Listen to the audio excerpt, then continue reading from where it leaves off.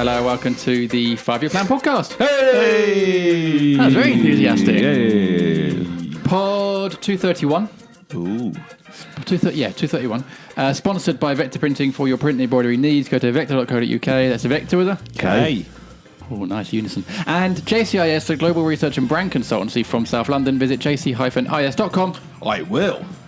Very good. That's my impression. That's quite good. Yeah, thanks. That's all right. Andy Street. Hello. Kevin Day. Hello. And me. Three-person pod today. 3-person pod, yeah. So we all got to work 12%, 10, a bit more each. Yeah, it's going to be difficult to tell whether you're working hard or not, isn't it? No, we talk. Well, if you keep the bar low, then you don't have to. You don't have to do too you much. You might ask two extra questions this week. No, that actually reminds me of a saying my late grandmother had, which she said to us in all seriousness: "Never aim too high, because then you can never be disappointed." Yeah. Which I just thought was really quite depressing. Absolutely, I think that's great. Homer Simpson's mantra as well. Oh, was it really? Yeah. And in a way, you can apply that to Palace this season, really, because they don't have to aim that high to get out of the relegation zone. Really, at the moment, he is working hard, isn't he? Okay, that's me done. I'm off. Thanks very much. We have to aim as high as we've aimed all season. We have to aim for 17th is what we have to aim for. Yeah. It's just, but I mean, start of the season that wouldn't have been what we're aiming for. Now we are. So the goalposts have moved. That's what I was aiming for. If you were, but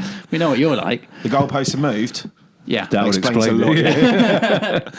Wilf, I can still see it now. Okay, well, let's talk about that game at Wembley on Sunday, which we all went to. We all in attendance. So we can't get abuse from anyone for opining on a game that we haven't been to, which seems to happen most weeks. In your face, general audience and so forth. Having said that, some of us did meet quite early in the Wetherspoons of Victoria, so...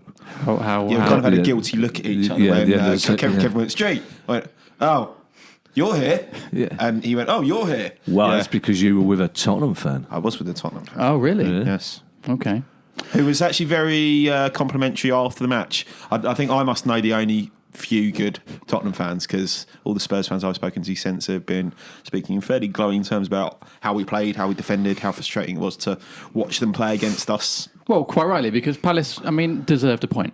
Let's face it. Maybe more, frankly.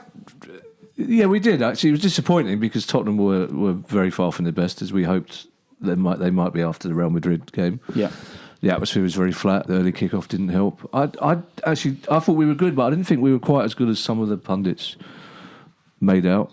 To be perfectly honest, I did think we were. I thought we were capable and competent and well organised, and we definitely deserved a point. And bearing in mind it was at Wembley against Tottenham. Yeah, no, absolutely. Well, the record's not that brilliant, to be perfectly fair. No, but that's still obviously one of the best teams. Still, it would, and we did deserve a point, and it would have been a morale boosting. I was still slightly concerned.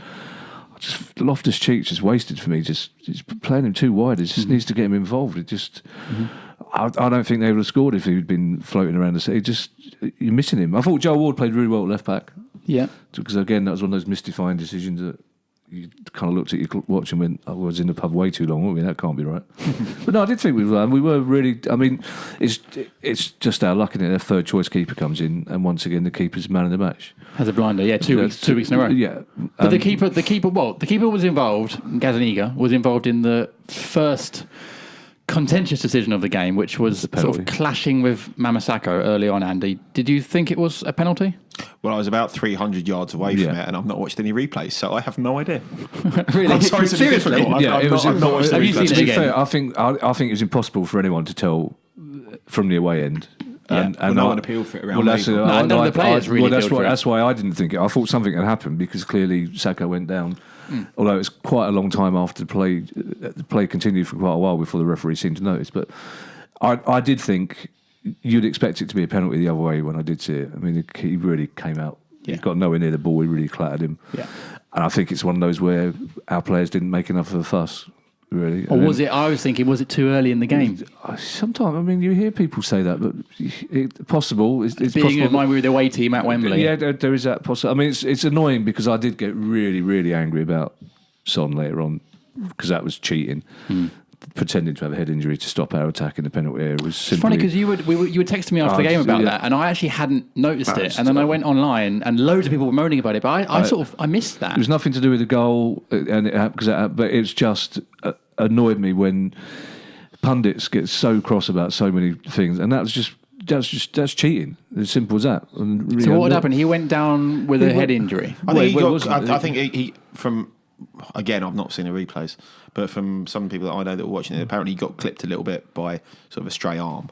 Yeah, but I think it was the manner in which he got up so quickly.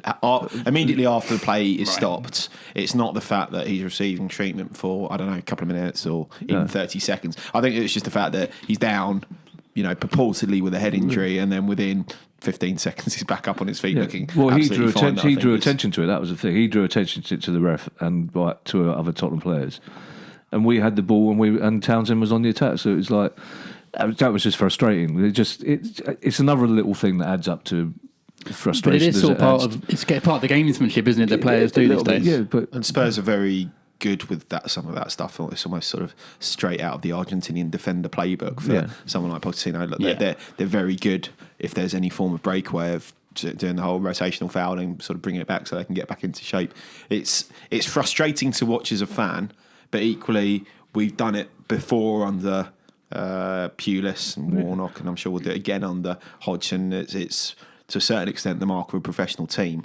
Well, also, I think goes about things in the right way. To be perfectly I honest, don't think not the right way, but I don't think you always notice it with Tottenham because, to be fair, they are such an attractive team to watch normally that you let them off with that. But it's just because it was a bit of a scrappy game, and it was like we needed every bit of luck we could get. But then, I mean, it's to say the keeper. I mean, the save he made from Luca, I think, was just back post to the corner, just fantastic. Well, the Townsend one's very, very good as well. So he has to get down very low, very quickly. Yeah, and then Wilf, because I thought the keeper had made his only mistake coming charging out to Wilf, and then because Wilf rounded him so easily, just like that was my fault because I was halfway up. I'd already started jumping. Well, I think we all had. We all assumed that was rolling in the back of the net. I actually thought it was a mistake for him to come out that quickly. I would almost have hoped that Wilf would have taken it early and actually done what Chris Wood did against Hennessy, and just seeing that he's out of position, seeing that he can't dive. Could he have squared it to Townsend maybe? Or was Townsend not up at play at that point? No, I think he'd made the right. Once he'd beaten the keeper, then of course he has to go for the shot. But I think he was almost stuck in. It looked to me almost one of those positions where he's almost wondering if he's going to get wiped out by the keeper, and about to get a penalty. But you'd hope someone of Wilf's ability would be able to hit the target from there. It was a bad miss. Yeah. I mean, we hear a lot about Palace, this expected goals thing, which we do have questions about later as well. But Palace creating these chances, in chance creation, we're up there with the top teams in the league rather than the bottom, and we're not finishing them off. So are we victims of just simply not having a qualified striker up top that would finish those kind of chances? There's got to be a mixture of, I think there's partially that, and I think it's undoubted that there have been some matches where you wanted someone to be able to play that sort of number 9 role. Against the teams that play a 3 and press quite high, like Chelsea did and like Spurs did on Sunday, it's actually worked quite well having Wilf and Townsend and not having that focal point through the middle, because it's just allowed them to get in behind and try and create things like that. But there have been plenty of matches where we've created good chances and there's not been a Benteke or even a Fraser Campbell to make the runs into the box. And even on Sunday, there were some very good balls squared across by both Wilf and Townsend, but no one really trying to chase in because obviously there's no one there. So there is that, but there's equally the fact that you don't expect someone of Wilf's ability to miss the chance that he missed. And if you look at that expected goals thing, if anyone's remotely interested, someone put that as 0.75, which means that you would expect someone in that position to score 3 times out of 4. Yeah. And that sounds about right in terms of the sort of quality of that shot. And equally, you wouldn't necessarily expect a keeper to be repeatedly making the sort of saves that Gazzaniga did. So it's been a combination of, I think, slight... I don't want to say incompetence in not bringing in the striker, but certainly it's been a mistake, and it's made things more difficult. But equally, we have been the victim of some pretty poor fortune as well. But you could also argue that if Benteke or another striker was playing, we wouldn't have created that chance anyway, because the approach play would have been completely different. Yeah, no, I think it's a very fair point. So I think we've created different sort of chances, and the fact with that is you would expect Wilf to tuck it away, and I mean it was at the time it didn't feel too bad because it looked like we had more chances to come, and it was definitely a good performance. I mean, that's why I'm much more philosophical than I was this time last year, because I think we're actually a better side than we were or were about to become this time last year. I think we do look defensively better. we do look quite creative. We don't look like a bad team at all. So I am still relatively optimistic, and we have got this run of games to come. But yeah, and we will talk about that because obviously it's going to be a big but run I of think games. I still think there are interesting things. It's kind of like, well, why is Joel Ward having to play left back? Why is we've only got 3 left backs, so it makes sense, doesn't it? Why can't we find the right place to play Foster? Why is Loftus-Cheek still playing wide on the right? That would be, for me, Loftus-Cheek is the bigger question. Because it was very obvious last week against West Ham, he started out wide and did nothing. And then came into the centre in the second half and was way more influential, set up the second goal for Wilf, admittedly with a very simple sort of 5-yard pass. I think the Wardy at left back is because he really likes Schlupp in this more advanced role, and so would literally rather have a right back at left back rather than losing Schlupp from the middle. I think Fossey Mensah's been doing okay personally when he's the come trouble in. with Schlupp though in this game, because clearly Schlupp was trying to protect, so you kind of lost Schlupp from the middle anyway because he was trying to cover for Wardy more than he would have been doing normally, I think. And I do think Joe Ward played well. He played well enough at.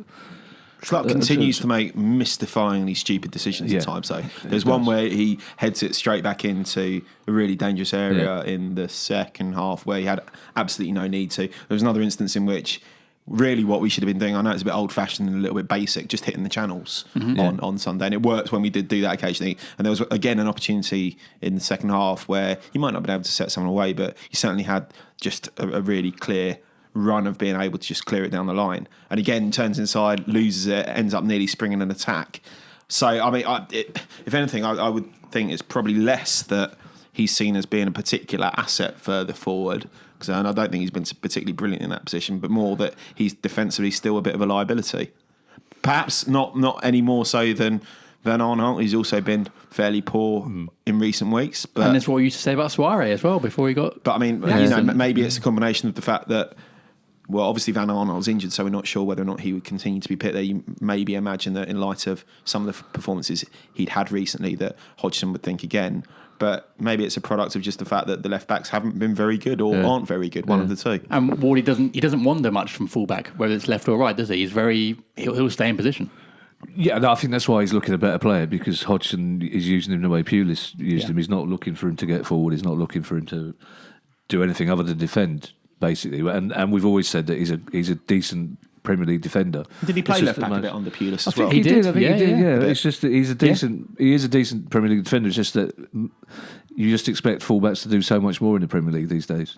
But maybe with Roy now, we won't. Maybe it is back to basics in a way. Yeah. I think it will be to a certain extent. I think he's very clearly got set sort of patterns of play he wants to exploit, and you could see there were instances in various of the games recently where we just look like we're attacking down one flank. We're not trying to sort of spread it about when we're not really looking to exploit both fullbacks. We're just really targeting one side, and maybe it doesn't really matter that much that one of your fullbacks then is a little bit more defensively minded and is better suited to sitting deep as Ward is. Mm-hmm. I thought we haven't quite got this. I don't think that Chelsea game was a one-off by any means, but we haven't quite had the same intensity since then. We haven't moved the ball. One thing we did against Chelsea was move the ball from flank to flank quite well. We did give them problems, and we haven't really done that. Mm-hmm. But they're much better performances, and we've had 3 London derbies with 3 decent performances. Yeah, away at Newcastle. Traditionally, our London derbies haven't been that good. Yeah. And I think we did. I don't. It's difficult to judge. Tottenham was short of Dele Alli and a couple of others, but I think it was as much us making them look poor as it was them just being poor. Because even after they scored, they didn't suddenly start battering us or step up again. We didn't panic. We just kept playing football. It's actually quite. I was quite pleased by that, and I know it sounds like a weird thing to say at 1-0 down, but there's always the opportunity, isn't there, when you go 1 down to go a little bit silly and throw caution to the wind, and then not even give yourself the opportunity to draw it back to 1-1, as we have done in some matches where we go 1-0 down, then really try to attack, as we did to a certain extent after City got their first up at the City of Manchester Stadium. We end up basically going, right, we need to throw a bit further forward. And it's not quite so, I suppose, savvy, and it looks slightly more tactically naive to do that, whereas we kind of took it on board the fact we'd gone 1 down against Spurs, but thought, right, there will be more opportunities in this game. Yeah. So keep it going a little bit as it has been before. Start to maybe throw a bit more forward, but don't go over the top. Mm-hmm. So I found that quite pleasing to watch, actually. Strange watching a league game at Wembley, isn't it? I didn't like it at all. Really bit weird. Really odd experience, especially that early in the morning on a Sunday, and just and yeah, I mean, You only get a little corner rather than. Well, but even still, yeah, stadium. I mean, without us, there would have been no atmosphere. No. I wanted to check. I never watch games after we've lost, but I wanted to check on the highlights to make sure you could actually hear the noise. Yeah. Which you could, but. It must be odd for Tottenham fans as well, I think. Someone came out afterwards and said the Palace fans, I can't remember who it was. Some pundit said the Palace fans were much better than the Spurs fans, which they obviously were. Yeah. What do you guys make of Andy Carroll saying that the West Ham fans need to be more like Palace? Oh, really? I didn't see that. Because they lost at Liverpool, home to Liverpool, didn't they? Yes. I think and they'd all gone by about 1 or 2-0, and he said they need to be more like Palace staying till the end as they did a week before. It's probably not going to endear him to their fans immediately all that much, is it? He is right, though. It's probably not the wisest thing to say publicly. But he's right. He is right, but the problem is because they're in a much bigger stadium now, and they've got a lot of fans who will be watching Premier League football for the first time. And I'm guessing that if that was Upton Park, it wouldn't look half as empty as it did at the end, because there's 30,000 more people in there. Also, it's a bit sort of self-backslapping a bit too much. Go, look at him praising our fans, aren't we amazing, blah, blah, blah. But I kind of think, well, so what, ultimately? Yeah. Because we're decent fans and we deserve a bit of praise. We do deserve a bit of praise. You just want validation at all points, don't you? Have you not met me? We get a lot of praise, but I'd rather be fourth in the table of actual points than fourth in the table of decent fans. With your half and half scarf. Yeah. Ali asked me afterwards, why you look so cross? Don't ask. Yeah. She said, was it streety? And of course it was. Just going back a bit to what we were saying, what do you guys think of Schlupp? Well, no, Andy says, what do you think of Schlupp in this more, not attacking, but more midfield role? Do you think it suits him or not? I thought against Chelsea, that was one of the reasons we played so well, because they never got to grips with where Schlupp was playing, because he sort of, I suppose you'd call it a false 10 or whatever, he was sort of dropping free rolls, but he was quite central, but he was dropping deeper than Wilf and Townsend, and they never really worked out whether to follow him or not. And I think he would rather play as an out-and-out wing-back, to be perfectly honest, or an out-and-out left winger. But at Leicester, he was used in several different positions. I mean, Schlupp's one of those players I think he falls between two camps. He's a really good Championship player, but not an outstanding Premier League player. He's one that you would want in the squad, but not necessarily starting the game. And it's difficult because you don't know what he's been told. You don't know what his role is. You know what Hodgson's told him to do, but he's not quite. He's good at a lot of things, but he's not outstanding at any of them. And he's kind of defensively, he's all right, and then he's not his position. Maybe it's sort of a case for sort of in certain games we chuck him in there to mix things up, but in other games maybe it's not. I'd be happy with him as a backup in the various positions. And I suppose the utility is kind of one of the reasons that he is useful and why he's probably making an impact, albeit maybe not the greatest one at the moment, and why he's getting into the team. But you would expect him to make way for example, Benteke when he's back, and wouldn't expect him necessarily to be a pick when that does happen. I don't think Pochettino would have been spending a lot of time on Friday talking to Tottenham players through the Schlupp dilemma. Basically, no one's going to be man marking him. Yeah, he must be doing something or giving some sort of service to Roy. Yeah, again, that's the thing. That's that came out very wrong. Yeah. Sorry, bad phrasing. So without us knowing what Roy's asked him to do, it's kind of difficult to judge what he's doing in a way. Mm-hmm. It was very obvious against Chelsea. It's been less obvious in the games since. I mean, he's quite clearly plugging out. I would rather see him. I'd rather have a left-footed player at left back, to be perfectly honest. And that's the trouble. You suspect that if we are close enough to the rest of the division in January for us to buy players, that one of them will be a left back. We bought 2 last year, and we now got 3 in the squad. That's a fair point. We've got 3 left backs, and none of them can really defend. Well, Van Aanholt, when he first came in, he looked like a really useful Premier League defender, didn't he? He looked. I thought when he first came in last January. Right. Yeah, he looked all right. He seemed to be again better going forward, but he seems to have just lost all sort of confidence and ability and everything. Well, I don't think it kind of helped his confidence to be even picked for the Bristol City game, let alone what happened during it with that horrendous howler. Yeah. Though, it's Doogie, I'm sure Doogie's out now looking for a proper defensive left back. Probably is. Speaking of the defence, though, do they need a bit more praise on Sunday? Because they kept Harry Kane, arguably the best striker in England, possibly Europe on form. Given the goals he scored, kept him really quiet. I know people have spoken about Gazaniga potentially being the man of the match. I actually thought Saka was the best player on the pitch. I'd agree with that. I thought it's just the anticipation. It just. I know sometimes you'd say, he's having to make all these blocks and blah, blah, blah, and if he was brilliantly positioned, he wouldn't be having to go to ground. It's just, with him, though, the sheer foresight of where the ball's going to be at any point and just where it's going to be delivered to just seemed to be in the way of absolutely everything.